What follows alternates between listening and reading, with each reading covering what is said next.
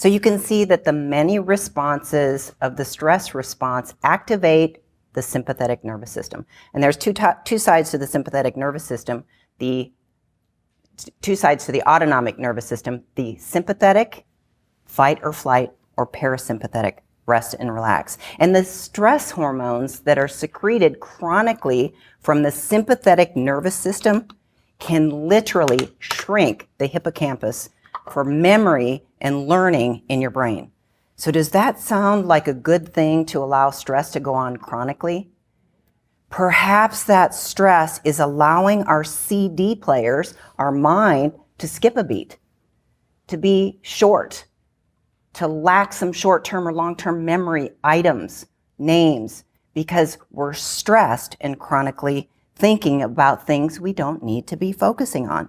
So the stress response can be modified by how we think, by how we move, and by how we breathe. So we've all heard of sleep disruption caused by chronic stress, right?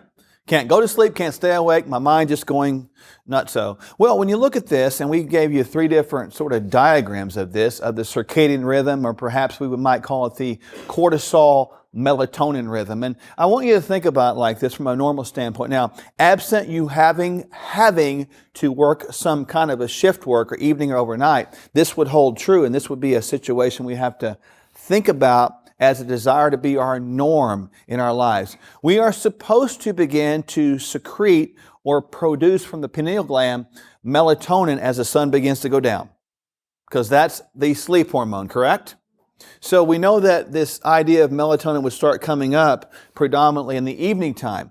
Now, what does that say about sleep quantity over the winter versus summer? We know the days get shorter over the winter, so perhaps we're designed to sleep a little bit more. That makes sense, doesn't it, from the primal standpoint, right? And our genes that we have are the same genes we carried 10,000 years ago, absent no more than 2%. Crazy to think about, huh? So the melatonin is supposed to come up, reach its peak, as you can see there, around the midnight hour, and then it begins to go down, and then probably around the 4, 5, 6 a.m. mark, you're going to see cortisol begin to come up, and that is coming up to get you up, to get you out and get you moving, and we should reach our peak of alertness probably around 8 or 9 o'clock in the morning, where cortisol's up. So cortisol rhythm looks like this. Comes up high, it begins to tone down. You get a little bit of a dip about 1 or 2 o'clock in the afternoon. How many have felt that before? That's very normal. Many cultures do what during that time?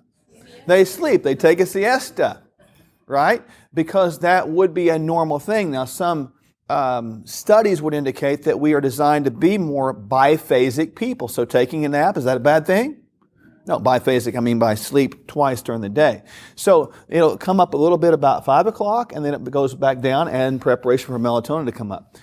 What if you thought every time you came home, and you're going to know the answer to this because if you get this, what if every time you came home, you were so stressed to the max because you were so mad at your husband or your wife? What's that going to do to your cortisol? It's going to go. What's it going to do to your melatonin? And what would happen to your sleep? What would happen to your fatigue? What would happen to your body composition? You see where I'm going with this, right? What would happen to disease processes? Blood pressure. Okay, you get the idea.